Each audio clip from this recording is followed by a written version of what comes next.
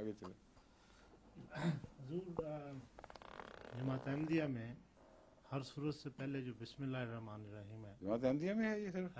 نہیں، غیر احمدیوں میں نہیں ہے. وہ پہلی بسم ٹھیک اللہ ہے. الرحمن الرحیم کو وہ پہلی آیت نہیں تصور کرتے. یہ کہیں نا پھر جی، یہ کیوں کہتے ہیں جماعت احمدیہ میں بسم اللہ الرحمن الرحیم ہے؟ ہر صورت کے شروع میں بسم اللہ الرحمن الرحیم. ہر قرآن کریم میں چاہے احمدیوں کا ہو یا غیر احمدیوں کا ہو، ہر ایک میں بسم اللہ الرحمن الرحیم ہے. جی یہ نہ سمجھیں جی کہ ٹھیک ہے. صرف احمدیوں کے قرآن کریم میں ہوتی، باقی جگہ نہیں ہوتی. جی صرف شمار کی بات ہے. شمار یہ کہیں کہ جماعت احمدیہ بسم اللہ کو پہلی آیت کیوں شمار کرتی ہے؟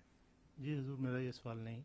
سوال یہ ہے کہ جب ہم امام تلاوت کرتا ہے تو وہ پہلی آیت بسم اللہ الرحمن الرحیم کو جہری طور پر نہیں پڑھتا. ٹھیک ہے.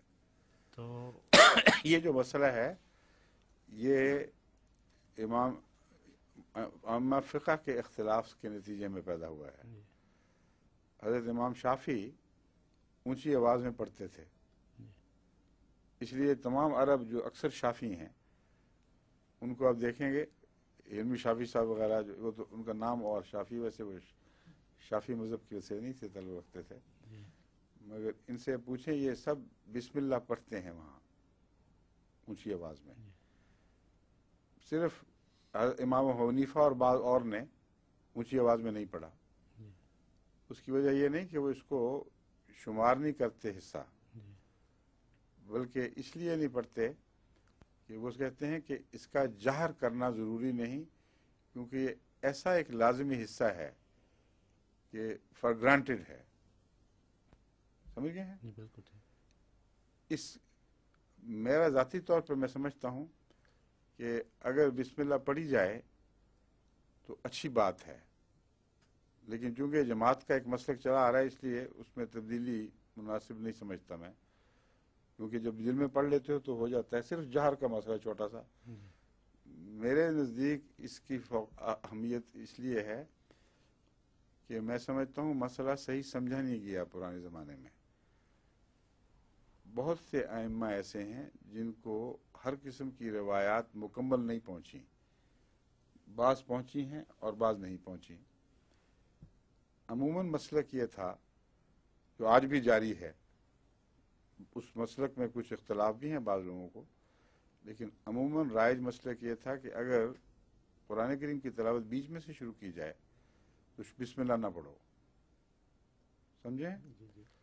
اس لیے وہاں بسم اللہ نہیں پڑھی جاتی تھی، لیکن یہ کہ کسی سورت کے شروع سے ہی تلاوت ہو رہی ہو اور بسم اللہ نہ پڑھی گئی ہو، یہ الگ مسئلہ ہے.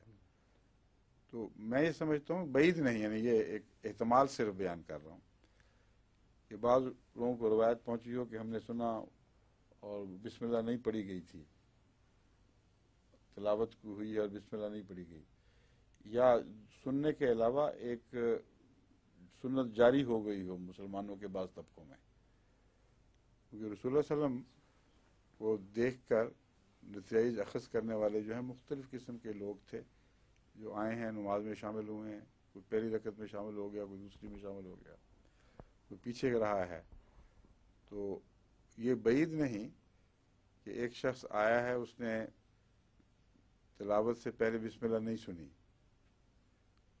اور اس نے روایت کر دی، اپنے قوم میں جا کر یہی روایت دے دیا. تو یہ چھوٹی چھوٹی الجھنیں ہیں جن کے نتیجے میں فروعی مسائل پیدا ہوئے ہیں.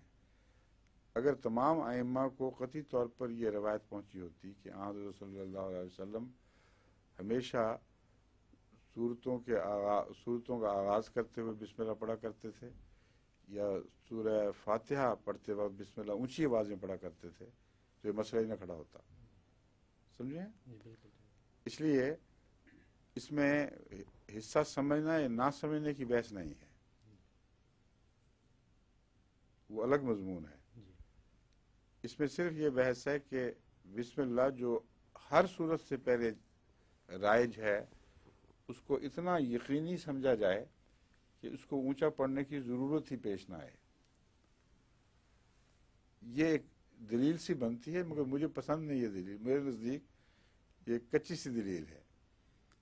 اس لیے میں نے کہا تھا کہ مجھے ذاتی طور پر اختلاف ہے، مگر میں ان کے مسلک کا ایک بہانہ بتا رہا ہوں کہ شاید یہ وجہ ہوئی ہو، لیکن چونکہ ائمہ کے بار میں یہ بات رائج ہو گئی اور انہوں نے صرف روایتوں پر بنا نہیں کی بلکہ جو سنت چلی آ رہی تھی بعض علاقوں میں اس سے اخذ کی ہے، اس لیے اس بارے میں جماعت احمدیہ نے کوئی اس کے مخالف موقف اختیار نہیں کیا، کیونکہ حضرت مسیح علیہ السلام حنفی مذہب پر تھے اور اکثر حنفی فتاوی سے اتفاق فرماتے تھے، اس لیے وہاں یہ طریق جاری رہا۔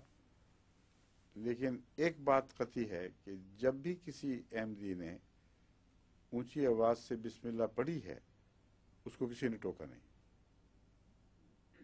سید ولی اللہ شاہ صاحب میرے ماموں تھے، وہ عرب ممالک میں رہے اور وہاں سے یہ عادت سیکھ کے آئے، تو وہ ہمیشہ اونچی آواز سے نماز پڑھاتے وقت بسم اللہ الرحمن الرحیم کی قرات کیا کرتے، سورہ فاتحہ سے پہلے، اور دوسری صورتیں پڑھتے وقت بھی پہلے کیا کرتے تھے۔ اور حضرت مسلم موعود کے علم میں، ساری جماعت کے علم میں تھا، صحابہ کے علم میں تھا، کبھی ایک دفعہ بھی کسی نے نہیں ٹوکا، جس کا مطلب یہ ہے کہ بنیادی طور پر وہ یہ سمجھتے تھے کہ ایک ثانوی سی چیز ہے، چونکہ دل میں پڑھ لیتے ہیں اس لیے گناہ کوئی نہیں ہے، مگر اونچی آواز سے پڑھا جائے تو ہرگز ایسے شخص کو روکا نہیں جا سکتا، اور دل میں پڑھ لو تو اس کو بھی مجرم قرار نہیں دیا جا سکتا، مجرم قرار نہیں دیا جا سکتا۔ یہ ہے اصل بنیادی مسئلہ۔ لیکن میں نے بتایا نا، میں چونکہ ایک خلفاء کا، حضرت مسلم موعود کا ہی مسلک تھا، خلفاء کا ہی، اکثر صحابہ کا ہی مسلک تھا، اس لیے میں بھی دل میں پڑھ لیتا ہوں، اونچی آواز سے نہیں پڑھتا، مگر اونچی آواز سے جو پڑھے میں ہرگز اس کو غلط نہیں کہتا، اور اگر یہ پچھلے بنی ہوئی تاریخ میرے رستے میں حائل نہ ہوتی تو میں بھی اونچی آواز سے پڑھا کرتا۔ سمجھ گئے؟ جی بالکل، شکریہ۔